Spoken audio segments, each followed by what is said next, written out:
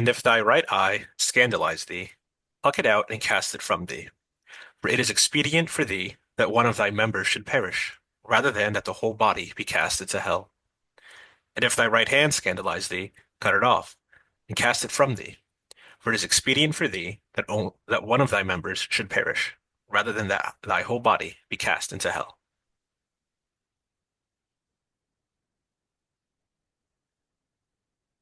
Welcome to Analog Catholic. So today we're talking about low tech, high tech. That's right. That's right. That's right. My name is Ben. I'm Rob. Um, and we're both big Luddites. Good. I'm glad you dropped that word already. I was hoping Yeah, we I get to know. use it. I wanted to use it before you did, Ah, so okay, I had that's to get fair. in early because I knew you Yeah. would be thinking about it. Oh, that's good stuff. Good stuff. You know the Luddite. Do you know how that word came about? Something about people destroying stuff, right? Yeah, it was a like in early industrial age, like industrial revolution movement, where they literally just went around destroying technology, like industrial That's revolution amazing. technology. Yeah, just because they were, I think it was a workers kind of movement of it was making them obsolete or something. I can't remember the exact origins, but I do know it was, yes, people running around destroying industrial technology. So, Ted Kaczynski before it was, Ted Kaczynski was a guy. We should do like a new Luddite movement and just start smashing people's phones. Just snatching out of their hand and throwing them on the Yeah. ground. My very first professor in my grad school, he it was like it was the syllabus week, and his opening statement to the whole class was destroy your smartphones. He had a video he showed the class of him taking a sledgehammer to his old smartphone before he switched to a flip phone. And he was like, you all should do this. Smartphones are horrible. They're terrible for you. Just get rid of them. And I don't know if anyone ever did, but it was very compelling. And he seemed like a very happy guy. And that's usually a good sign. Yeah. But we'll get into more about that actually right now, because we're going to start off with not low tech, but rather high tech and the problems associated with high tech. First up, I don't know if high tech has a true definition. Low tech is really the movement. There's like a little bit of an online movement of people going low tech, quote unquote, or like no tech. Um, but I think high tech sort of exists just because low tech exists, as opposed to high tech as its own thing, if that makes sense. Um, Yeah. I so think of it just like modern, the way we approach modern technology in general yeah, would kind of be high tech. yeah, I would, yeah. So I think that's what we should just start with is what is really high tech? What do we mean by that? And what are the problems associated with it? Um, so I think the most, like we just said, smartphones, um, that's a high tech situation, a high tech piece of technology, I guess, which is funny because we would probably see now flip phones as low tech or something like a light phone like you have as low tech. But comparatively to like the rest of history, even those would be high tech. So we're kind of in this weird redefining of technology situation going on right now. And the separation between what's high and low tech is never it will never be the same as it was 10 years ago. And even 10 years from now, it's probably not going to be the same anymore. Um, but what are, especially from your perspective, Ben, as someone who's had a low tech phone now for a while, because before you had your light phone, you had a flip phone. What are And we're kind of reiterating, right, what we said in our first episode, but what are some of the problems with the high tech, like smartphones that you had that made you want to switch to these low tech phones? Yeah, I think a big just general principle that we use when we approach modern technology um, that has proved to be problematic, I think just for like mental health and for actual practical real world use is Yeah. like modern technology is designed to kind of be as encompassing as possible. So like a smartphone is everything. Yep. Like people will call it like, oh, it's my brain, right? Like I can't leave home without my brain. And it's like it's because it does everything for you. Mhm. Um, which is great in a convenience sense, but then it's also, yeah, like it does a lot of things you don't want it to do a lot of the times. Um, and then it just becomes like, yeah, it does everything.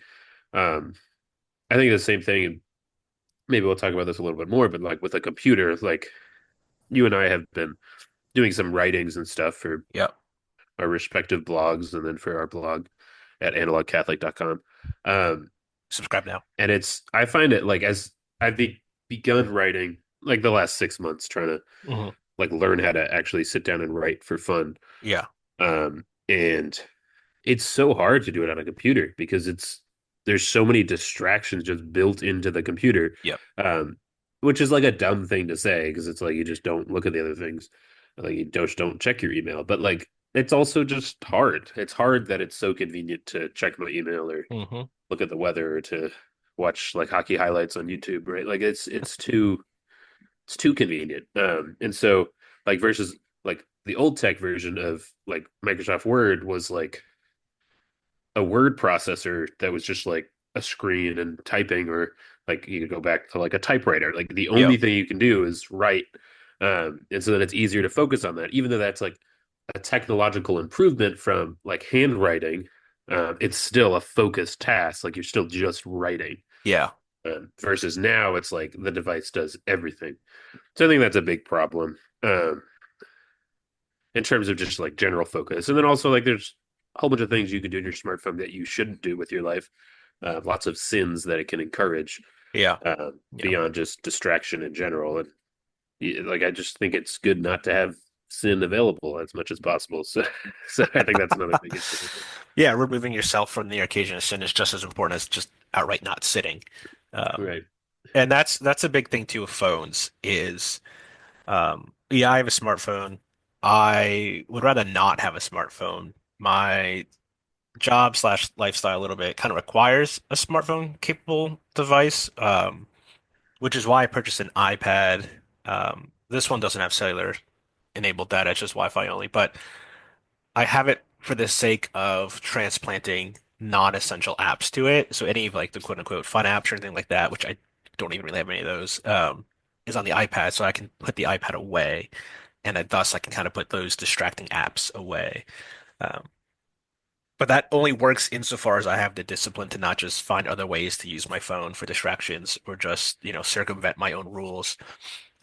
So there's definitely, yeah, I think a discipline part at play here. And, you know, not for nothing, but I think we're entering a time where certain virtues are going to be even more heroic than they've ever been before, simply because of what is enabled by having a supercomputer in your pocket all the time, every time.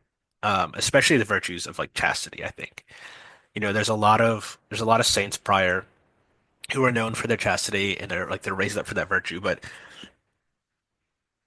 they never had to deal with having 24/7 access to like sinful things, you know? Like with no accountability typically. No one's for I would say 90% of phone users, no one's monitoring what you're doing on your phone. Unless you're like still under the age of 18 and your parents have parental controls on it. You probably have no one to actually hold you accountable to those things unless you seek it out. And so, in the sake of, yeah, like avoiding the near occasion of sin, I honestly, it's got to be the hardest it's ever been in our history, you know, because it's everywhere. And it's not just everywhere because you have your phone with you, it's everywhere because it's in advertisements on billboards, it's on advertisements on television, on websites. Like even if you go to YouTube and you're watching something, the advertisements could be, a little risque. Um, certain websites have like kids only designated sections, but even then the content is filtered through the eyes of what the world thinks kids should be seeing, not necessarily what, a virtuous practicing, really anyone, but Christian especially, thinks kids should be seeing.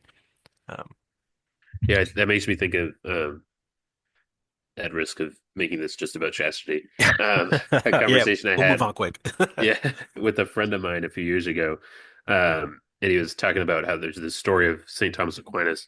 Yeah, And they talk about this like, oh, this great virtuous moment where I don't know, it's like somebody had hired a prostitute and put it in St. Thomas Aquinas's room, and when he got yeah, to his room, he like chased the prostitute out of the house, um, and like didn't engage with the prostitute. And it was like, wow, look how virtuous that is. But like, I feel like most people would do that. Yeah. Yes, It's yeah. like what's happening today is, I think there's a lot more challenges to chastity today. It's very different. It's more convenient. It's like more private. Um, yeah, Right. There's no prostitute hanging out in your room. There's yeah, just a million of them though on your phone and no one's watching you.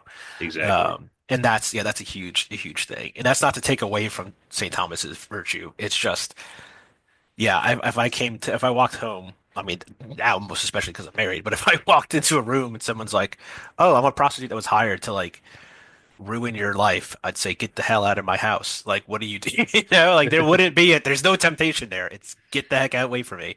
You know, I'm gonna call the police. Like so, um, that's a different that's a different thing. And you know, it's also a cultural thing. You know, prostitution. All right, we're really getting into this. Let's just skip this. Let's just keep going. We're done with the chastity. Okay, yeah. I Um, think another big thing, like in terms, like it like stems from convenience, is just yes, yes. like the distraction thing. Is like, yeah, you'll sit in a room with like five other people and hang out with them, and they'll all just stare at their phones, or at least Yeah, like have their phone in front of them the entire time. And I think it's a distraction thing. It's like the way we think about communication of like if somebody texts you, like you owe them a response immediately. Um, that's the big one. and it's That's the like, big one. Yeah. yeah. And I also think it's just like a social anxiety thing a lot of times too. I remember, I don't know if I've shared this with you before, but when I was in high school, um, it must have been my senior year of high school. I remember this was like a random moment. I was driving home from school Hmm. and kind of like driving on like a slow road where, and I think there was probably like traffic. So like maybe there Yeah. was actually, I don't think maybe there's traffic going one way. I don't know. Point is, they're driving slow, and I was driving by somebody else going the other way, right? That's how you Hmm. do when you drive. Yeah. Um, and like I made eye contact with the person, Yeah. um, and it was like instinctual. After making eye contact with this person, I looked down at my phone, and it Mm. was like I was driving a car, so I like Yeah. shouldn't be looking down at my You phone. probably But don't do that. Yeah. it was just this moment of like, I don't want to like look at this stranger in the eyes, so I'm gonna just like make myself busy, even though I was driving. Like I should have been busy anyway, but Yeah. like I want to make myself busy doing something else. Yeah. And like the Yeah. instinct is the phone, like, oh, I'm busy. That's why like I'm not gonna like have social contact with a stranger. And so I think that's a big thing that like just social situations, people are less comfortable with just making eye contact with strangers, and like It's as weird somebody now. with a Yeah. yeah, it's super weird. And as somebody with a dumb phone, and like not that I'm perfect, but like I don't spend time on my phone a lot of times in public because there's like not much to do on it. Um, Right. but like I'll stand in line. Like yesterday, I was standing in line at a store, and it was like everybody was on their phone, and like it's just wild. It's so weird. This happens to me like every day. It's like you're in public and just people are waiting to do Just something. They're just staring at the distracting phones. Yeah. themselves. And I'm just like the only person standing there looking around.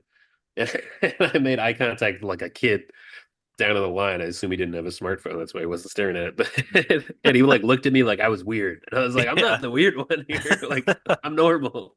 I'm the normal one. You're like every other human that was in existence prior to 15 years ago, Right. just not staring at your phone. You know, and it's funny you say that. When I was younger, so when I was starting freshman year of high school, so it's fall 2008, the first iPhone came out. And I mean, that set into motion this smartphone age, you know. Um, and I didn't get my first smartphone, I think, until I think spring my sophomore year, or maybe fall or like the summer going in between sophomore and junior year of high school. And it was like a first gen crappy off-brand Droid Aris, I think it was called. Um, and it just like there was like not much to do. There was a few apps, but it was very clunky. It didn't run smooth. It wasn't pretty. It was just like kind of a mess. And it was so bad that because my mom got one too. We got the same phone because we were all like, "Oh, smartphones, smartphones." Um, but then it was so bad. Our next phone we switched back to a dumb phone, like a oh gosh, what are those? What were those called? It's like the chocolate twos or the whatever the heck those like side flip ones with a full size keyboard Right. that you could text on. Like we switched to those because we were like the smartphones aren't good enough. They're just kind of annoying. Um, but then we switched back, whatever, to smartphones after that one. But when I had that at that time, and I was using it the way people use it now, really, which is like keep up with friends, text, or look at social media or whatever. I was like I was weird, right? Like I would be with my family and they would say, "What the heck are you looking at your phone for? There's nothing on your phone. What are you doing on there? Why you look at your phone so much?" And comparatively to today, I really wasn't looking on it that much. Um, but it was just the idea of looking at your phone for more than 10 minutes was like weird. Because what are you doing? 90% of the phone use at that point in time was really just phone calls. Even texting was still sort of a thing people did, but not like a main thing. But being, a younger millennial, um, my generation really kind of took off with the idea of texting and stuff like that. Um, but yeah, nowadays it's the opposite. Now, if you don't stare at your phone or if you're not using your phone constantly, people are like, what are you doing? You're just sitting there thinking. Like like that's weird. Who does that?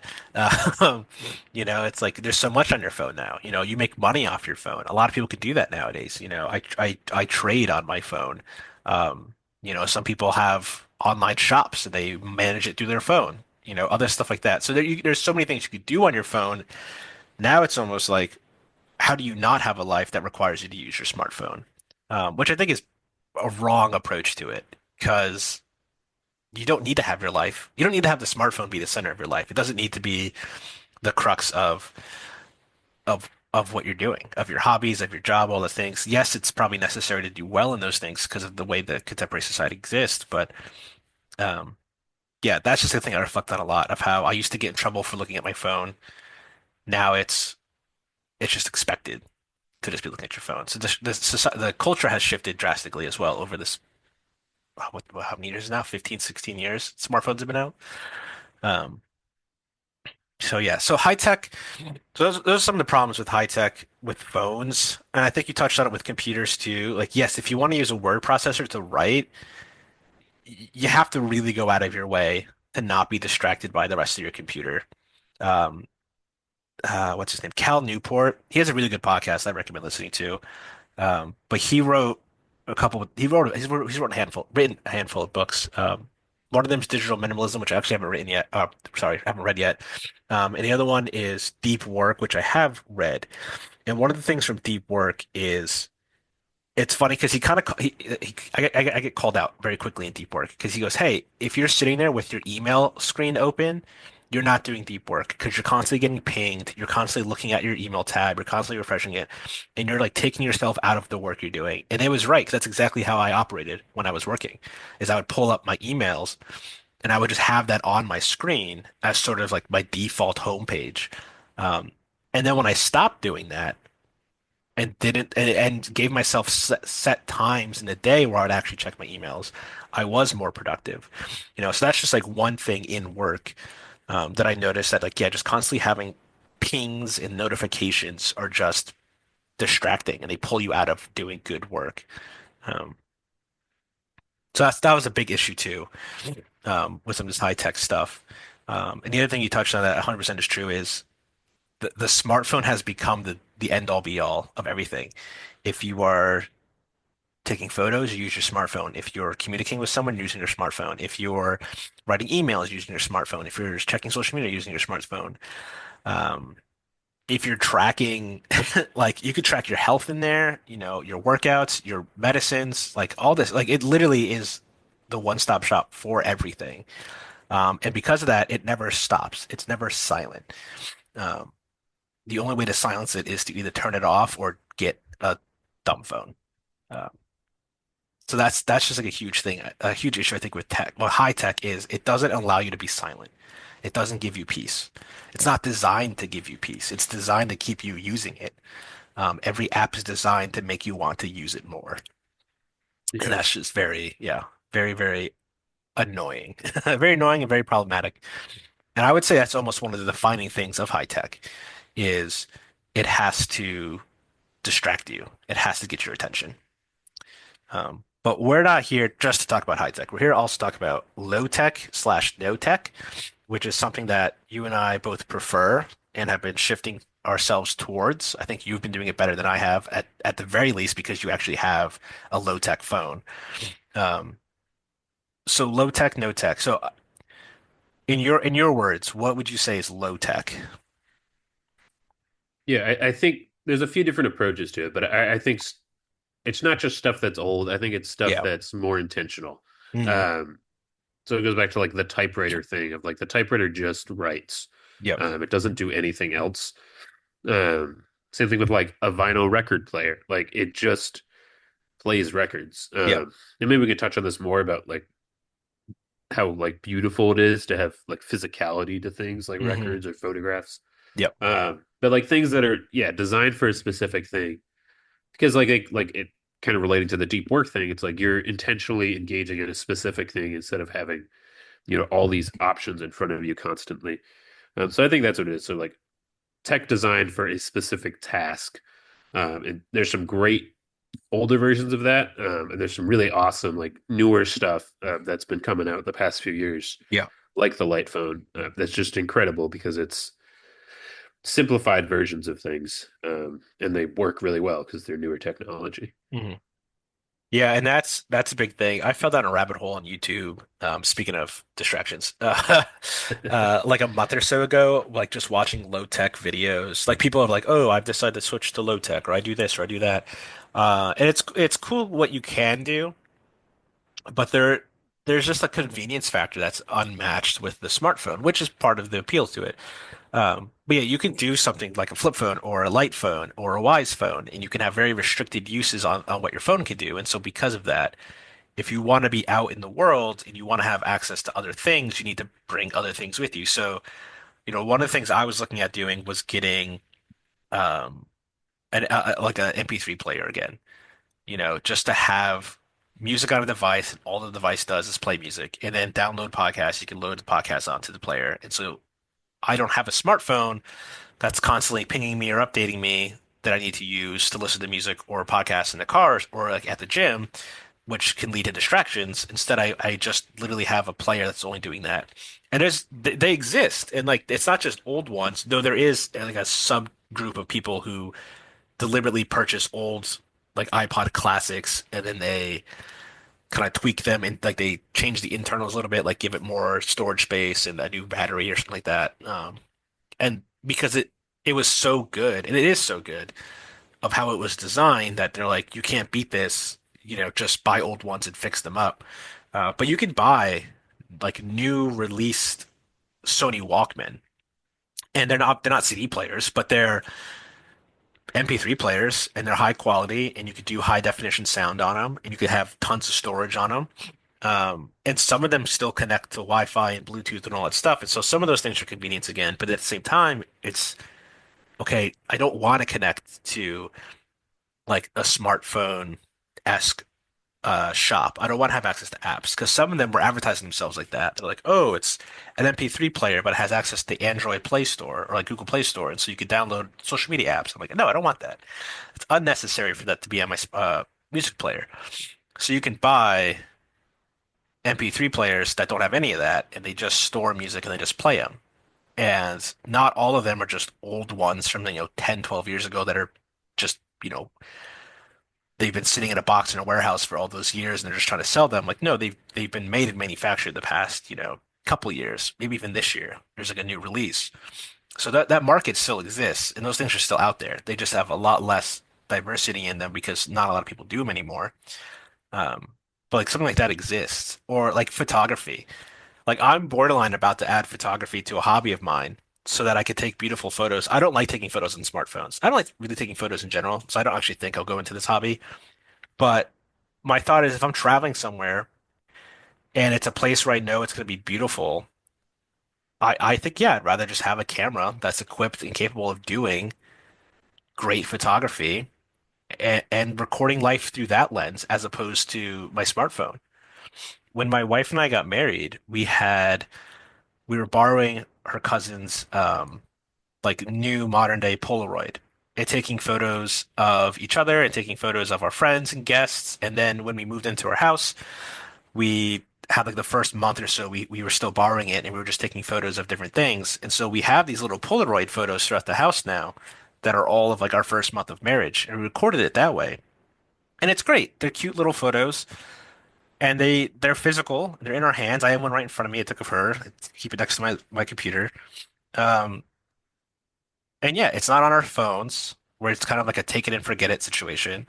I don't have to pull up my phone screen to scroll and look through them. I just get to look at it physically in front of me, and that's it.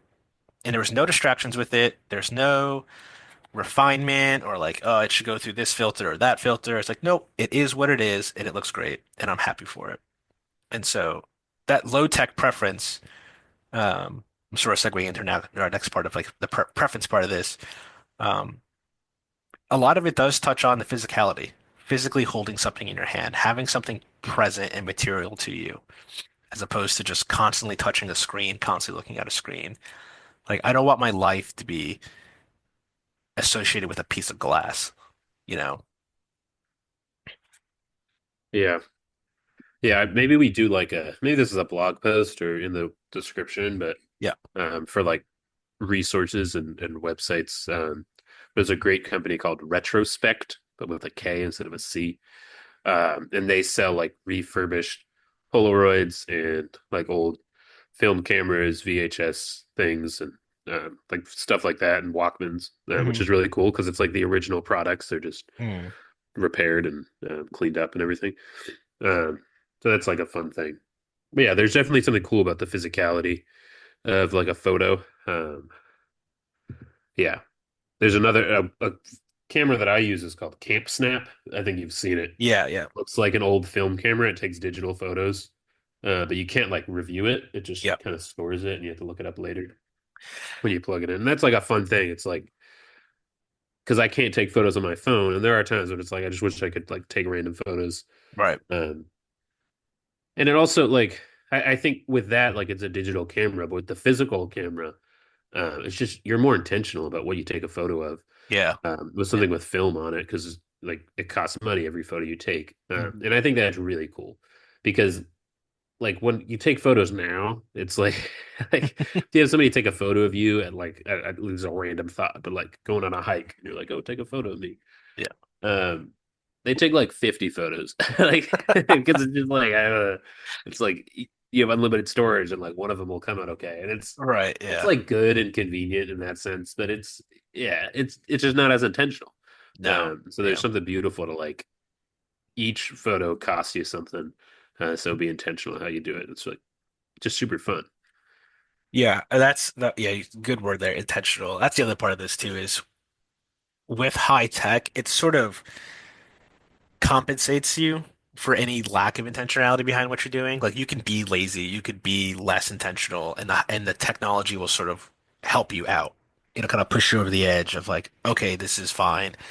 Well, it'll compensate that, especially in photography where you're just like, I just point and shoot, and it's like, yeah, but if you had an actual camera, like a real high quality professional camera, you're not just pointing and shooting. You are changing settings, you are adjusting, you are taking preview shots so you can get the lighting right. Like there's so much more intentionality behind what you're taking. And so like the wedding photography that we've had, it's beautiful. The photos are amazing. That's not because our photographer was there for smartphone, just snapping photos. It's because she was very intentional about what setting she was setting her camera to and the angles and all this stuff. And there's so much more thought into it. And it really, really shows the difference between that casual approach, just clicking a button on your smartphone and actually setting up an intentional use camera, professional grade camera. Um, so the other, so Light Phone 3, I don't know if you've seen the previews, uh, but it's kind of going nuts because now they have like they have color photography with it. They have more like options with it to things to use. Because I know right now it's kind of limited with, just phone calls, messaging, GPS. Maybe is GPS on the light phone right now? Yeah, Okay, yeah, and like GPS, but they're adding a few more things, and it all looks like I saw it and I was like, that actually looks really cool. Like it looks cool, looks good, looks useful, looks still low tech. But I do feel like at some point you get to that border of okay, now you're just reinventing a smartphone. When do you stop? You know, and I'm not saying color photography is them pushing that envelope, but I am saying like they keep adding things and refining things, and it's like at what point does someone just say, you know what, I just need a smartphone so I can just do everything? Um, Yeah, I yeah, think so I have the Light Phone 2, which yeah, is I like the Light Phone 3 hasn't come out yet, but mhm, they're gonna keep updating the Light Phone 2 because it's and in their eyes it's a different product is sort of what they're talking about. yeah, Because it has an e-ink screen, the new one has like an actual screen. It's just black and white, I think, or maybe there's the color for the photography, but um so I like the like it's like a Kindle screen, that kind of thing. yeah. Um and it's a little like the new one's a little bigger. Um Yeah, I think Light Phone, I've seen, I get their emails, and one of the things they always say when they update apps is it'll never have a web browser and it'll never have access to email. And Yeah, so I think they have like a vision of where they're drawing the line yeah. in terms of convenience versus distractibility. And another thing they do that's really great is you can enable and disable apps on the computer. And so like I only have a few apps enabled on my phone at a time. Mm, Like I'll tell you right now, I have phone, I have music, which is like an MP3 player. I have a notes app, and I have the calendar app. hmm. Which I could probably disable calendar because I don't really use that. But like that's it. But there's other stuff available. There's like an alarm clock, there's a GPS, things like that. Yeah, And so I like that there's this intentionality of if I don't have it enabled before I walk out of the house, like I don't for the day because I have to go on my computer and enable it. right, right. Um, so it still encourages some type of intentionality. But yeah, like a super cool device. Yeah, and the new one's interesting. I like the idea of it having a camera, but it's bigger in the new screen and things like that. But yeah, it is interesting how they're sort of because the original Light Phone, the Light Phone 1 was just call text. Mm, Maybe it had an alarm clock, but it didn't yeah. have Anything ability else? to do Yeah. all this other stuff. So they sort of like progressed and made them closer and closer to a smartphone, which is interesting. But yeah, definitely recommend the product. Yeah, and that's see that's where like I want a phone like that. But I need to get my life into a way where I can handle a phone like that. Well, Because I'll you've been using this stuff for years, so you sort of already had like you have your life. Yeah, I guess sort of. I don't want to speak for you. Yeah, yeah, yeah. You go ahead. You go ahead and you Well, say it. so I got a flip phone when I was in college, Hmm. and I used that for a while, and then it broke. I had like a year with one, and then that broke, and then a year with another. So it was like 2 years total, and then I ended up switching to the light phone. Um, but it is like a constant struggle. Like just about once a week, I'm like, maybe I just get a smartphone. Like I think about it, Yeah, especially with my work. It can be really tough sometimes. Because I can't like check my email if I don't have my computer and right. Wi-Fi, right? Like Yeah, that's a really tough thing. Um, and so it is there's a convenience level that is missing out on. Um, but a cool thing is like with phones, you can just like move SIM cards around, and so something that like if I were to switch, I would hold on to my light phone and just be able to use it for like weekends or on vacation and stuff, and like being able to just switch to the simpler version. Um, that convenience is nice, but it's like it's impossible sometimes. Like you go to restaurants and they have QR codes for menus, and it's yeah, like there's nothing you can do about that. Um, usually, like I don't go to restaurants alone. Like that's that's how I like get out of that one. yeah. That's And fair. so it's like somebody else will just do it for me. But like if my wife had a dumb phone, like I would probably need a smartphone. Like the stuff she does Hmm. for us on her smartphone, like I just if she didn't have a smartphone, I wouldn't be able to do this. Like the GPS app exists for the light phone. It's not great. Um, and so like when we drive somewhere together we haven't been, it's like we're using her phone for Google Maps. And if that wasn't an option, like somebody would have to have a smartphone. And so I think it is one of those things that's like I've made it work, but it's not it's not something that I'm like settled confidently in. But it has Right. been my life for like 5 years. Um, Yeah. so yeah.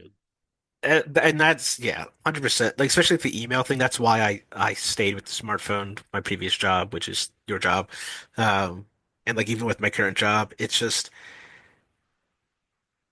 the way the culture is now. It's the way the world is now. You need a smartphone to access the world, you know? And a lot of people, there's a lot of pushback on QR code menus, even not like not even from the perspective of, oh, what about people who don't have smartphones?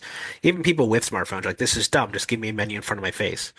I shouldn't have to pull my phone out, pull it up on the internet. You know, some places have bad connections, and then you're sitting there waiting for it to load for 20 minutes. It's like you could have just given me a piece of paper with the options. We could be done by now, you know? Um, because that's the other thing too, is when you increasingly make things high tech or tech reliant, you're increasing the chances of points of failure of whatever you're trying to accomplish, right? So if it's convenient for you to have QR codes so you can save money from printing out menus, that's great. But when you have bad internet connection and now you have, 10, 12 customers sitting there mad at you because the menu's not loading on their phone for some whatever reason, and they just want to know if they can get their burger the way they want it. Like, at what point are you just actually making the job for your staff and the experience of the customer is just worse? It's just it's a convenience in one way and an inconvenience in the other way. Um, so this over reliance on high tech is just, at least in my opinion, is like going to backfire at some point for some reason. Whether it's because we have a grid failure and just people can't do anything because they've been so reliant on technology to compensate for their life, or whatever. Something like GPS especially. Like, how many people do you think could actually get around the country without a GPS right now? Like just read the sign. Like if you said, "Hey, hop on the highway. Here's a compass. Read the signs."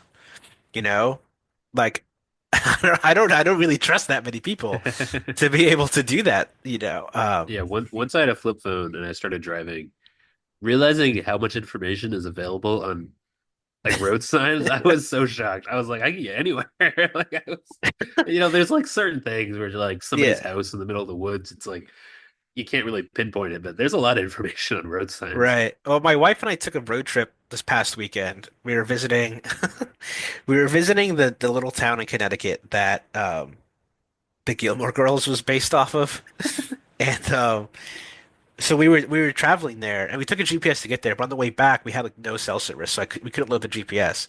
So I was like, all right, whatever. We're just gonna follow the road signs because there's not a lot of roads to get there anyway. So it wasn't like there was 50 options to choose from. There was like two.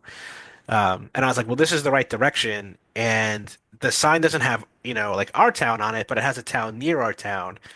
And so I know that's the right direction overall. And so we just did that. And then we got to that town. And then, like, from that town, we just followed the road signs to get to our town. And so it's like the information's there. You're not going to get lost if you don't have your GPS. You just have to calm down and read the road signs, and have a general idea of what direction you're going, northwest, east, or south. One of those. It's, um, but I kind of like that though. It added fun. It added like an adventure aspect to it. Of what, we don't have access to GPS right now, so we're just gonna hop on this road and start driving, and we'll wait till we see a sign that tells us where we are. And it worked out. Doesn't always work out, but it worked out. So Uh, so a few years ago, so quite a while ago, this was like 8 or 9 years ago, maybe. Um, no, this was less. This is like 5 years ago. This is like okay, right after I switched to a smartphone or yeah. to a flip phone from a smartphone. Um, one of my friends, she had like we had been like talking about it, um, and I think I had like expressed that I wanted like one of those old Garmin GPSs that were like big in the early 2000s before smartphones are big, but like when Garmin Mhm. GPSs were big for a car. And she was like, "Oh, I have one that used to belong to my grandmother." And she just gave it to me one day when my phone died, and I used it to get home, and then it's just been sitting in my car, and I don't use it because I have a smartphone. I was like, "Oh, okay, I'll take it." So I had this GPS that belonged to my Mhm. friend's grandmother, and then like a year or so, maybe a year or two after that, her grandmother passed away, and I was invited to the wake and the funeral, and I was going to the wake, and I was going with another friend of mine, and I was like, it was like a few towns over. I didn't know how to get there. And I was like, we got to use GPS. And my friend was like, let's just go on my phone. And I was like, no, we're going to this lady's. Wake, like, let me use her old GPS because I was like, it's there's Yeah. meaning there somewhere. And so I used it, and we were like 4 hours later, and we like showed up as they were closing it down. Um, but I was like, this is when she wanted us here. Like she was in control of the GPS because we ended up taking some long turns. That's Probably good. more of a reflection of my driving ability than the GPS, but it is fun. Like I guess this is why I thought of this, of like you being like, we didn't have a GPS, so we just went towards where we thought we lived. Like there's an adventure to that, and Yeah. we lose that. We lose that. Like travel used to be an adventure every time because you're like you might get robbed on the road, your horse might get sick, you might Yes. die. A brigand might attack you. Yeah. You don't know. Exactly. And then now it's just boring. So we got to make travel adventurous again. Make travel fun again. Yeah. That's yeah, and part of the freedom we had with not caring about the GPS was we didn't have anything on the schedule for us in the day. Right. It was still like 4 o'clock in the afternoon.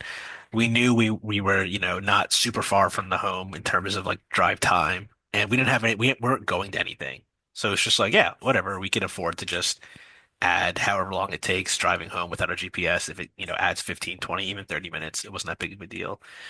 Um, but yeah, yeah. 4 hours, man, that's a lot. Maybe it wasn't four. It That's might a have been like lot. three. But we were gonna get there at like the beginning of the wake, and we showed up at the end of the wake. That's So great. one thing we haven't really touched, I mentioned, but we haven't Yeah. really talked about is like physical media. Yeah. So I think like DVDs, Blu-ray, vinyl, Hmm. CDs, cassettes. I know you're a fan of these things. Yes. Why are you a fan of them? So I'm a fan. Gosh, I'm a fan for a couple reasons. The big one in like the main one is owning physical media means you own the physical media outright. Everything is becoming digital or streaming nowadays, but when you read the fine print of these things, you don't actually own it. You have the right to like use the license of the product or whatever, and it can be revoked at any point in time. Which is a problem because you're still usually paying full price that you used to pay to own the thing, but now you're essentially renting it. My first exposure to this actually came way back in high school when I had an Xbox 360, and then they released the Xbox 360S, which was just an upgraded version of the Xbox 360. So it was before the Xbox One. It was still an Xbox 360, but just like a better version of it. And the way the hard drive system was on the original Xbox 360 was a little convoluted, and so you had to do this special transfer device thing to get your saved files from one Xbox to the other because it was before cloud saves and everything. And I remember watching the instructional video of how to do this, and the guy doing the video was like, "Oh yeah, you need to transfer this. You can't just like re-download the game that you purchased onto your new Xbox." Because the license to use the game is tied to your old Xbox. So you have to transfer that over so you're actually allowed to access the game on your new Xbox. And that's when I was like, wait a second. I don't own this game. I just own a license to play this game. And if I don't do this convoluted hoop jumping they're making me do, I lose access to the game I paid full price for. Um, so since like high school, I've understood like the idea of if you don't actually physically own the thing, you don't own it at all. Because you can lose access to it at any time. Whether it's because the license is revoked, whether it's because the service that it's attached to is closed or sunset because like the marketplace for a lot of these older game systems are closed now. Like old Nintendo eShop on the DS is closed, the Xbox 360 store is closed, PlayStation Store like is constantly being updated and like relieving itself of the older stuff.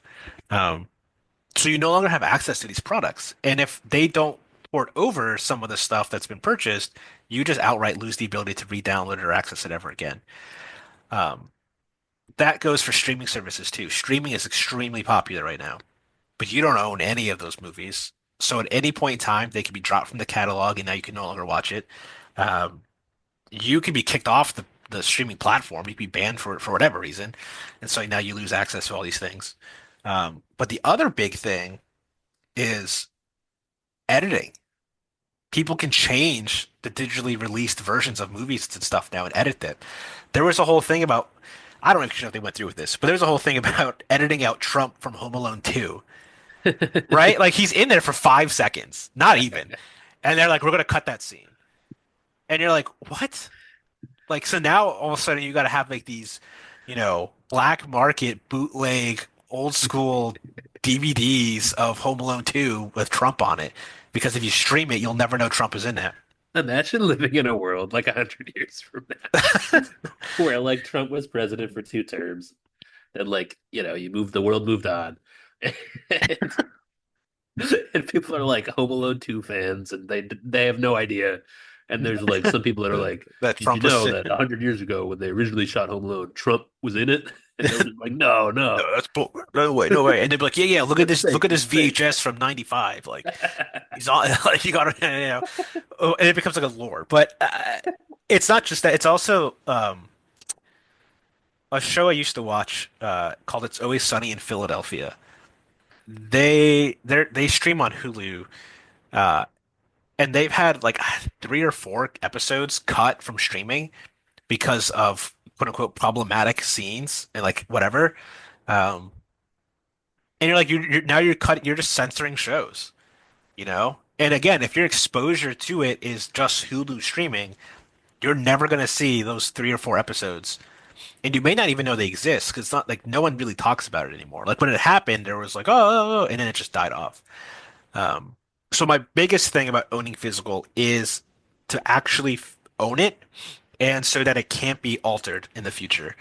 Um, And I'm very particular about physical media. I don't just buy anything on physical media. I don't buy every movie that comes out. I'm very selective. I don't own a lot of it because I'm being very selective. Because if I'm gonna put the investment into purchasing physical media like Blu-rays, or vinyls or CDs, like I want it to be products that I think are good, like good, true, beautiful, and reflect like a high quality version of the art it's representing. So either, or the media it's representing, so either music or movies or shows.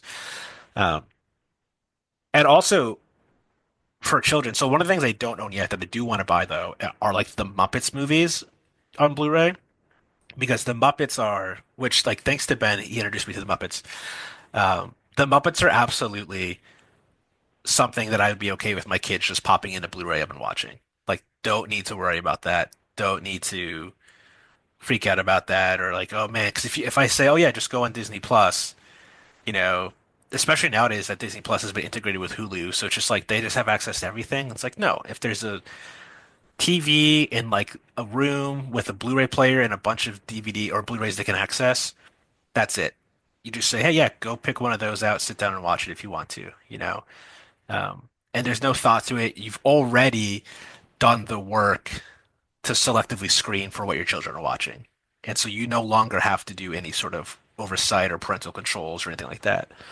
Um, so those are my those yeah, are my those are my two big things is one to actually own the product and then two um, to prevent future censorship and things like that. And I guess three too is to curate a catalog of things so in the future, my potential children will have the ability to just like pick out of a library and I don't have to think about it at the time because I've already thought about it ahead of time. yeah. Those are interesting. That's a little different than my thoughts, but I've heard some of those before from you, I guess. And it's interesting because the past couple of weeks, me and my wife have been having conversations very similar to some of the things you're mentioning, and maybe we could do like a separate episode on media and stuff. Yeah. But like she works with kids, and yeah, a lot of them are kind of given, like younger kids, which is crazy to me, are given unrestricted access to things like YouTube or some of these streaming Yeah. services, and Yep. it affects them like in really bad ways, Yeah. which can be, yeah, super, super dangerous. And then also we're talking just last night actually about, um, yeah, like when we were kids and we'd watch a movie with our family and we had to like cover our eyes and a scene was fast forwarded through. Yeah. Yeah. And like how that affected us of like what we thought was happening in that scene, Yeah. which is like, even though we didn't see it, like in a lot of ways, that's almost worse than seeing it Right, because when it you're a kid. stimulates your imagination. It's like, what Yeah, could it be? Yeah. right. Because you have no idea, right? And so I think like yeah, being intentional about the media we have that's like I mean not like pure, but good and not going to be scandalizing. And yeah, like to a certain extent, giving free reign for children and stuff like that is like amazing, and you just can't do it with what modernity offers. But yeah, some of like just having DVD collection um, would solve that. I'm a Yep. huge Muppets fan, as you know, Yep. so Yeah. pro Muppets. Um, some of my thoughts on physical media, I think I mentioned it. There's just like a beauty in holding something in your hand, Yeah. like the Polaroid or like a vinyl record. I just love it.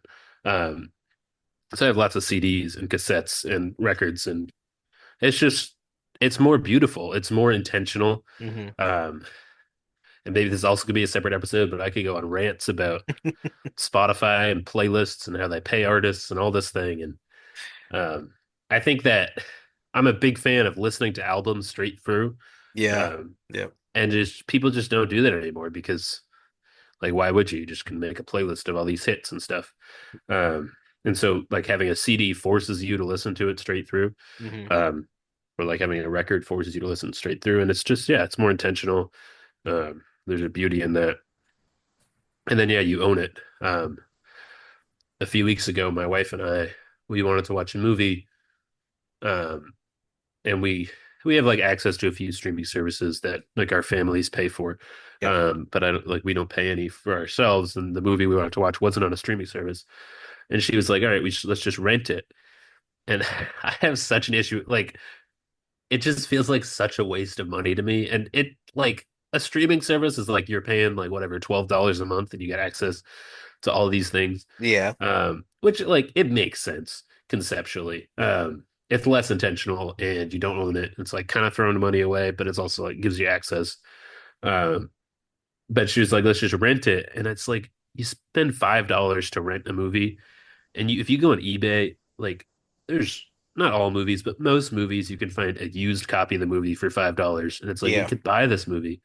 I mean, we'd have to wait if like a week for it to show up, but we can buy it on eBay and then it'll show up and then we can watch it as many times as we want instead of renting it once and then like and I think that's like a psychological block of like I just don't want to throw my money away like that. But Yeah. Yeah. it is like it's just better to have it because then you can watch it again. It's like worth your money more.